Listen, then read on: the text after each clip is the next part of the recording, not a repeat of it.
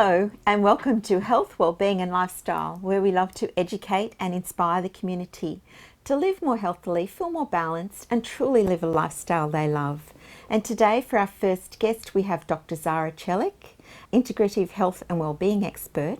And once again she's back with us, this time talking about skin health, so caring for your skin. So Dr. Zara, over to you. Why is that important? Yeah, sure. So skin is actually the biggest organ, right? And we want to make sure the skin is breathing and it is clean and it is functioning at its optimum level. So what do I mean by that? Skin has a huge role, not in terms of breathing and exchanging a part of the detox, but it is also a mirror reflection of how internal organs are doing and how they are functioning. So it gives us an insight in terms of what is also happening internally in terms of our health and well-being. Now today though, I'd like to talk more about taking care of our skin and how we can, by taking care of our skin, how we can also support our health and well-being and support also the detoxification system, because skin is very much involved with the detoxification system as well. So cleaning the skin and getting rid of dead skin cells, which can clog up our skin pores, is number one. That's where I will begin. Why? Because now, people know about, when we talk about caring for the skin, usually people think about the face, right? So I want people to know, let's go and think whole body when it comes to skin health. And when it comes to taking care of the skin, let's focus on, and something a lot of people don't usually do, is exfoliating and removing the dead skin cells. Because normally now in the modern life, we have the whole cleansing, the products going, which is amazing. But let's go also to ancient wisdom and ancient rituals and bring that to our rituals daily. So then that way we can take care of our skin holistically and optimize the health of the skin as well. And by optimizing the skin health, yes, skin's glowing, it is healthy, it is radiant, but it's also functioning and supporting our internal organs. Because as I said, skin is involved heavily in the detoxification system, because the skin pores help to flush out toxins through perspiration, through the sweating mechanism that the body does naturally, right? So it is then in that case important that we have a clean skin where the pores are not clogged up.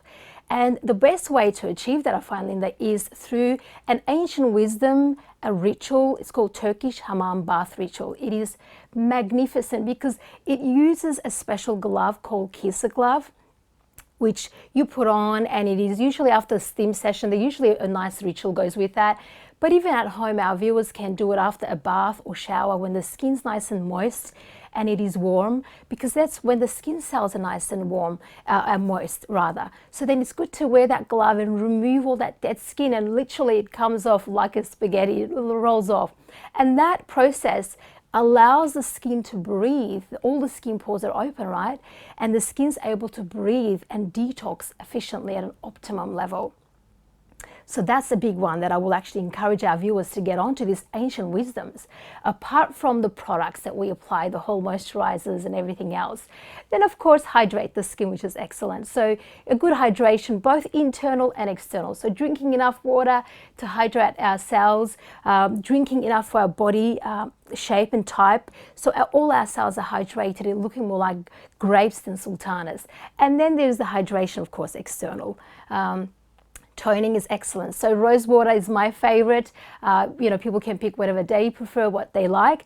So using a nice toner to really tone the skin and hydrate the skin also externally.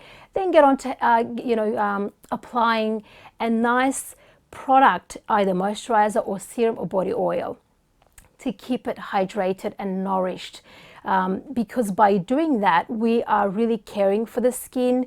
We are also eliminating the dry skin, the flaky skin, and we have that luminous, glowing, beautiful skin. And also that whole glowing skin tells us the internals are also healthy as well. One other thing that I would like to tell our viewers though, when it comes to picking your products, try to go certified organic and try to pick products that has less ingredients. And if you find the ingredients are too much for you to understand, then maybe stay away from them. The reason I actually say that, because our cosmetic care products, personal care products, our shampoos can contain product or ingredients rather in the products that can go and affect our endocrine system. So endocrine system is like our hormonal system. We want to make sure that the ingredients in those products are not going against the function of the health and well-being, because there could be ingredients in those products that can actually create that xenoestrogenic effect and disrupt the endocrine health. So, Zara, what would be the best advice for our viewers that you could give? Absolutely. So I will encourage people to get on to drinking enough water to hydrate their cells. Now, what do I mean by that? That will be a question, I'm sure, and people want to know that. So for every 20 to 25 kilograms of body weight that we hold, we must drink a liter of water so we have sufficient hydration for our cells. So when the cells are hydrated, and that goes for the skin because that's also a cell, it looks plumped, it looks luscious, and it looks luminous and well hydrated, and it is glowing. So would that be per day? Absolutely. Is that what you're saying? 20 for every 20 kilos, 1 litre? That is correct. So for example, if you weigh around 60 kilograms, then there is 3 litres of water per day to keep your cells hydrated at all times. So that's a rule of thumb. The other thing will be, of course, getting into steam rooms. Private steam rooms are excellent, helping with the skin, moistening that dead skin cells and allowing the skin pores to open for detoxification and also cleansing of the skin and giving that glowing effect to the skin as well.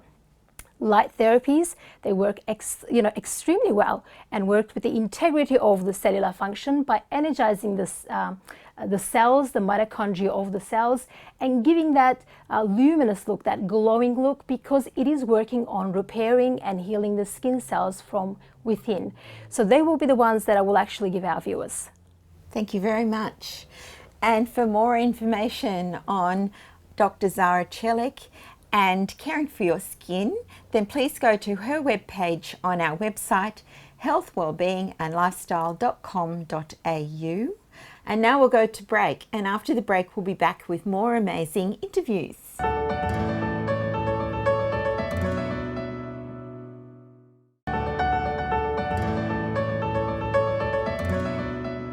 Welcome back, and now we have Steve Hall with us, part of the series and living a life of value and meaning.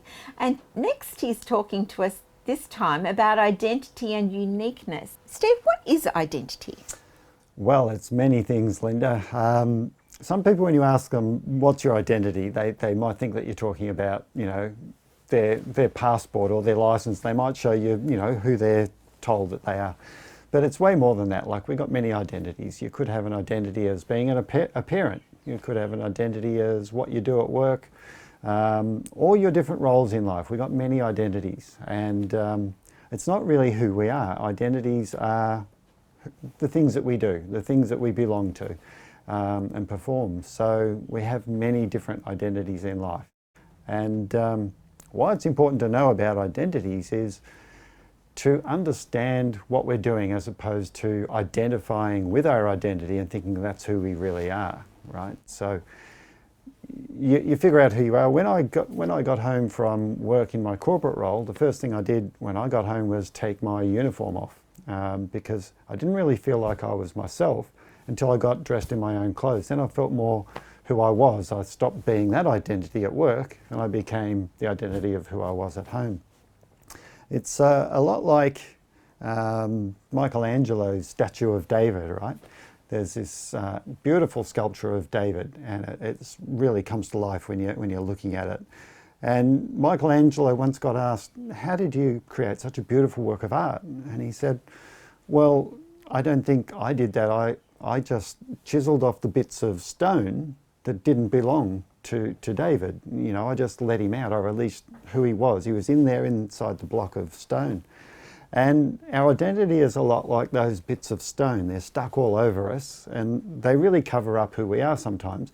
We stop seeing the person in the core, who we truly are, that special uniqueness that we bring when we are being ourselves. So that now that you've mentioned unique, so why is that important to find that our uniqueness? Yeah, I think it's really important to understand the uniqueness that we have. What makes us special? What do we bring to the world? Because everyone brings something unique that only you can bring. You're being who you can be, and you're releasing that special thing that's inside yourself so that other people can see you as well. And that's what other people see and connect with. We don't really connect with what people do and the different identities they're performing so much as the person. But inside our own head, sometimes we get caught up with being the identity in life, and we lose track of who we really are. And some people still to this day won't know what we're talking about in this subject. Well, I know who I am. I look in the mirror, there I am. No, it's something deeper than that. It's the sense of belonging and the sense of who am I really? Like how would you describe yourself to somebody else? Normally when you ask a person that question, they'll describe their identities, what they do in life or what they've achieved or what they're worth. They don't really describe who they are. And it's a really difficult question to answer when you start thinking about it. Who am I really? It's such an important question because if you really want to find out what your purpose is in life, how to live the best life that you can possibly live, really need to understand who you truly are in the core of you, or otherwise you don't have a beginning or a starting point. You'll be sort of lost. You'll be living a life that's not authentic. So you mentioned purpose. That's a valid point. So the purpose, what would you say that meant for someone as part of that uniqueness? Yeah, purpose is aligned with your uniqueness, definitely, because when you understand that special bit that you bring to the world that they see, when you connect with that, and that's where you can extrapolate, from that you can imagine, well, how can I really bring this to life? And what do I love doing to bring that specialness to life? And that creates purpose in everything we do. And it's a bit like, we're talking about identity and uniqueness. Well, you can bring your uniqueness to your identity, but you can't take your identity to your uniqueness. So what I mean by that is bringing your uniqueness to all those different roles that you have in life, a parent, what you do, etc. When you bring that uniqueness, that special essence of who you truly are, all of a sudden you do all those identities with passion, and it starts meaning something. You start bringing the best of yourself out and putting them in what everyone else sees, and it really escalates your life. It's the beginning of living a truly extraordinary life over just living a life where you're filling the identities, if that makes sense. So what would be some advice that you could give to our viewers as a sort of a first step towards? Yeah, this is good. I'll relate it to, I read a book by Susan Jeffers called Feel the Fear and Do It Anyway. And there was a line in that I highlighted, and it just keeps coming back time and time again when I think about this. And it was, take the sticker off your forehead that says, I want you to like me, and put it on the mirror where it belongs. And that was really deep. I related to that. But still, I could look in the mirror and I could understand what I was meant to see, but the way I found really getting a true picture of who I was to ask people I loved, what do you see? What is it about me that you like? And I tell you what, this is such a good exercise. I recommend it to anyone. When you hear what people actually think of you, it really is quite humbling, but it lifts you up and you start identifying with the good things about yourself rather than consciously putting yourself down for all of the things that you notice that you're doing wrong. And you start hearing how you're expressing yourself in life, and you can bring more of that. Once people tell you, you can amplify it and work on that. Thanks so much, Steve. Oh, you're welcome, Linda. And we'll be back another time with you talking on another amazing topic.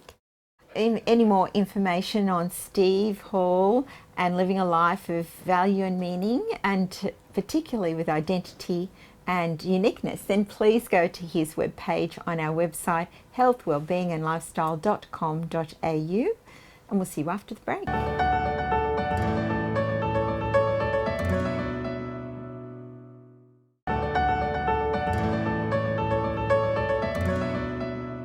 Welcome back. And next we have Helen Mack back with us for the third in her series about optimising outcomes. And today it's about maintaining momentum. So over to you really, Helen. How do we maintain momentum? Isn't it hard? Sometimes we get things going, we just get started and then something gets in our way and we grind to a halt. Or it just feels so hard that we never even get going in the first place. So maximising momentum is about taking advantage of the little improvements, of the little successes that we have along the way. So the idea here is one of the important elements is celebrating success, even tiny wee ones. Often we wait to celebrate until a big thing has happened, until we've achieved something wonderful and marvellous, and it just gets so hard to keep going because the good goals, the big goals that we achieve during our lives, whether that be a community goal, a family goal, a health goal, a wealth goal, whatever, they're not going to happen overnight. The big ones take time and effort. If we don't take time out along the way to go, yay, I made a tiny step forward. Yay, I made that adjustment. If we don't celebrate along the way, then it can very much feel like a grind. So maximising momentum is partially about celebrating the baby steps along the way and not waiting until the end for the big party. As you and I know, sometimes goals change. If you wait till the end, you might not get to the end that you thought it was going to be. You might have had a detour and end up in a completely different outcome in terms of what you want to be able to celebrate. So as a very small example, I got married in isolation. So we had all kinds of plans for this fabulous wedding ceremony that we were going to have, and it ended up being me and my beautiful new husband and 8 friends in a library at his farm. It was wonderful. But if we had only chosen to celebrate the big event, then we wouldn't have been celebrating the little wins along the way, the little pieces of the puzzle that fell in. The fact that my dress arrived 48 hours before the wedding, that was a celebration. So all of those little pieces kept us going at a time when sometimes it felt really, really hard. We need to make sure that we're recognising our efforts and the efforts of others in our team, our crew, our family, our group. Recognising other people's efforts can also help our momentum build and grow. It can even be, because I was just tuned into that, I kind of heard a lot of this stuff, and then I thought, what really clicked with me was something like, and I'm sure you use this, is like giving yourself a treat when you get to a certain stage, or really celebrating it in a way that is important for you. And what you've said there is perfect. What's important to you. So what you might use to celebrate and what someone else might use to celebrate can be two completely different things. And I think we also have an unfortunate habit of deciding that we're going to celebrate with big stuff. So as an example, I'm a reader, I love reading, and so a treat could be just spending an hour with a book, curled up in a corner, or it could be going and buying a book, whether that be online or wandering to a bookshop. One of my very good friends and business partners, what he does is when he's achieved a small goal that he wants to celebrate, he takes himself off to the movies. He has 3 young children. He goes to the movies to watch a U-Butte, boys kind of adventure flick, no children, popcorn, relax, do nothing for a couple of hours, and then comes out refreshed and ready to take the next step. So there's no rules about what the celebration has to be. No, that's wonderful. It just is what boosts your optimism, isn't Correct. it? What makes you feel good, yeah. Great. How we can maintain an optimistic attitude, especially, there's always changes happening in life. We always have the things evolving, as you've been sharing in previous segments. And how can we maintain that? So when we're looking at maintaining momentum, the optimistic attitude is clearly part of it. We need to be able to roll with the punches. We need to deal with the ups and downs. I think if life was just flat and everything was the same all the time, it would be quite boring. But we do have to deal with peaks and troughs. We have to deal with detours and obstacles. And to maintain momentum, we have to do 2 things simultaneously. We have to keep our eye on the prize. So we have to keep one eye, if you like, on the ultimate goal, and keep checking that we're still on path for that, or has the detour taken us somewhere we like? And then the second piece is that we need to keep an eye on the road ahead of us. Is there a dirty great big hole? Do we need to detour? Are there things that we need to adjust so that we don't have too many troughs? Because sometimes the troughs that we fall in are of our own making. Sometimes we need to make sure that we don't fall into those troughs. But if we do, that's okay. we're allowed to pick ourselves up, dust ourselves off, and take the next step. Such a thing as too much of a good thing, too much momentum about moving, going forward? Yeah, I think sometimes if we're changing too fast or taking on too many new things, our system goes into shock. And so too much momentum, too much change can be exhausting. So it's great to really get yourself going, but make sure that you're monitoring your energy levels. Make sure that you are filling yourself up both with food and water, like the general, nutrition type things, but also with hanging out with good people, putting in some positive or affirming information into your head, making sure that you're not spending time with people who are naysayers about your goal. So too much momentum can be exhausting, and if we get too fast, we sometimes just need to go, okay, I just need a time out. Sometimes too much momentum will take us past the point where we should have made an adjustment, and when we end up at the other end of the road, we'll go, this isn't quite where I wanted to be. And easy to go off course then, I suppose, and go off on the path and suddenly realise that that's not really good feeling for me. That's right. If we go back to our questions from last time, just checking in with the why. Why was I doing this in the first place is a good way to check. And from years ago, I remember going to a training around goal setting in the business, in the corporate kind of sense, and they said, it's all very good to be climbing the ladder, but every now and then you have to make sure that it's leaning up against the right wall. Thank you, Helen. And we'll finish the show now on that. And for more information on Helen Mack and optimising outcomes and maintaining your momentum, then please go to her webpage on our website, healthwellbeingandlifestyle.com.au. And we'll be back with Helen next time talking about how to maintain an optimistic mindset.